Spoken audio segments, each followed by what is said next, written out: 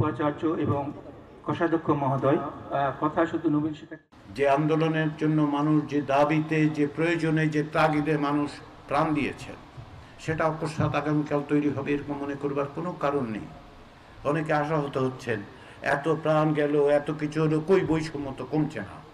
যে বৈষম্য তৈরি হয়েছে বছরের পর বছর, যুগের পর যুগ, কাঠামোগতভাবে তৈরি করা হয়েছে, প্রতিষ্ঠান দিয়ে যাকে স্থায়ীকরণ করা হয়েছে, তা অকস্মাৎ কেবলমাত্র প্রাণের বিনিময়ে আমরা সবটাই অবিলম্বে অর্জন করতে পারবো এরকম মনে করার কোনো কারণ নাই।